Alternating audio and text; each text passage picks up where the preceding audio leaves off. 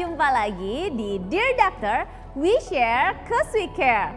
Minggu ini saya masih bertugas sebagai dokter jaga dan kita memiliki beberapa menit nih untuk menjawab pertanyaan-pertanyaan dari healthizen yang masuk ke redaksi Dear Doctor sebelum saya keliling periksa pasien. Sebelumnya saya ingin berterima kasih dulu nih bagi para healthizen yang antusias banget mengirimkan begitu banyak pertanyaan tentang COVID-19. Dan langsung aja nih kita lihat pertanyaan pertama dari akun @agus_zeus33. Dear Doctor, makanan apa aja sih yang baik dikonsumsi lansia saat harus isoman atau isoter? Sebenarnya nggak ada makanan khusus yang dikonsumsi oleh lansia atau kita yang masih muda atau juga anak-anak. Karena pada dasarnya pada saat kita isoman itu kita harus makan makanan dengan nutrisi yang seimbang. Tentunya ada karbohidrat, protein, serat, vitamin, mineral, lemak juga kita butuhkan. Semuanya itu harus dalam porsi seimbang. Karena kalau kita mendapatkan asupan dengan nutrisi yang seimbang itu tadi akan membantu meningkatkan imunitas tubuh kita. Tentunya bisa membantu kita untuk melawan virus yang lagi menyerang tubuh.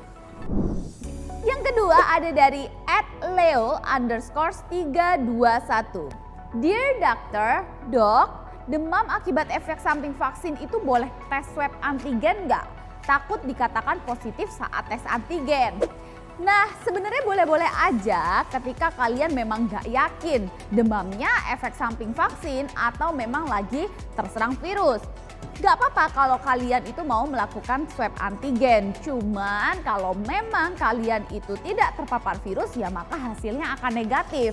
Kalau ternyata positif tentu itu bukan efek dari vaksinnya. Tapi bisa aja kalian itu terpapar virus dari hari-hari sebelum kalian itu vaksin. Misalnya 3 hari sebelum atau 1 minggu sebelum kemudian melewati masa inkubasi. Dan pada saat di hari kalian vaksin dan demam kemudian tes hasilnya positif. Berarti kan bukan dari vaksinnya tapi memang sudah terpapar virus sebelumnya. Jadi gitu. Lanjut ada dari @harry.satria. Dear Doctor, Dok, amankah saya yang memiliki riwayat alergi telur ikut vaksinasi? Ya, jadi memang sejauh ini kalau alerginya terhadap telur itu tidak akan mendapatkan reaksi dari vaksinasi karena di dalam vaksinasi itu tidak mengandung telur.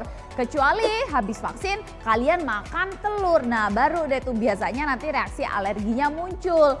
Tapi kalau misalnya alerginya, misalnya alergi terhadap suatu bahan vaksin, nah itu baru deh kalian sebaiknya konsultasi terlebih dahulu. Tapi kalau telur, udang, atau susu itu sejauh ini nggak ada masalah kok. Oke berikutnya ada dari @rama_sinta. Dear Doctor, kenapa kalau jeda vaksin Sinovac atau Sinopharm itu kurang lebih 28 hari, tapi kalau AstraZeneca itu 3 bulan? Ya, jadi memang semua itu dari hasil penelitian. Dimana kalau Sinovac atau Sinopharm itu diuji efektif ketika dosis 1 dan dosis 2 itu dilakukan dalam jeda waktu 28 hari.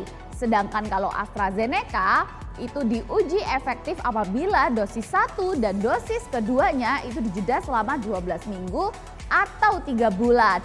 Nah sejauh ini dari efek vaksinnya itu sama aja karena intinya tujuannya adalah supaya tubuh itu mengenali. Tapi Sinovac atau AstraZeneca itu sama-sama bagus. Oke ada dari @satria.piningit77. Dear Doctor, Dok, anak-anak di bawah 12 tahun kan belum bisa divaksin. Tapi kalau keburu kena COVID terus sembuh, betul nggak jadi punya imun COVID?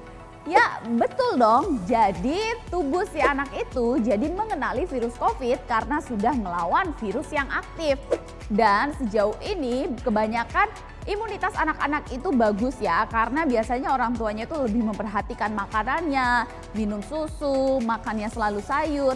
Makanya banyak anak-anak di bawah 12 tahun yang memang dia itu mengalami COVID dan biasanya gejalanya itu hanya tergolong ringan sedang. Dan akhirnya dia memiliki imunitas terhadap COVID-19. Tapi tetap ya anak-anak di bawah 12 tahun harus kita ajarkan untuk menaati protokol kesehatan.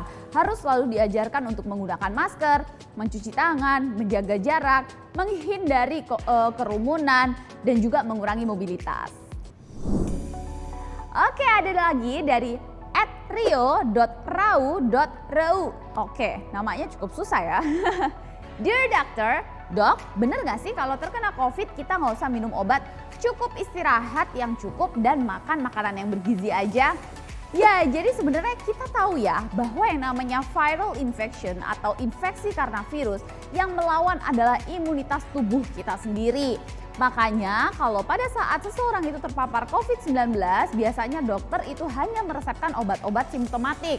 Misalnya kalau panas, ya kita beri paracetamol atau ibuprofen. Kalau kita batuk, ya kita berikan obat batuk dan obat-obat simptomatik lainnya. Kemudian sisanya adalah dengan meningkatkan imunitas, yaitu dengan makan makanan yang bergizi, istirahat cukup, manajemen stres. Jangan lupa juga pola tidur itu harus minimal 7-9 jam sehari.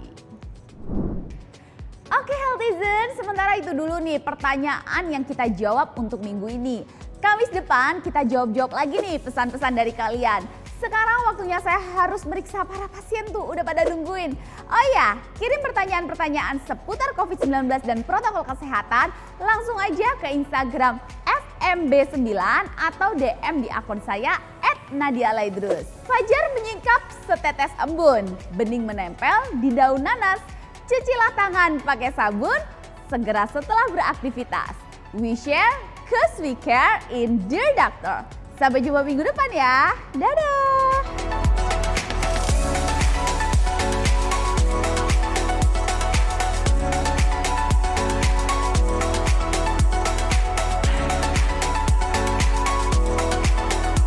Acara ini dipersembahkan oleh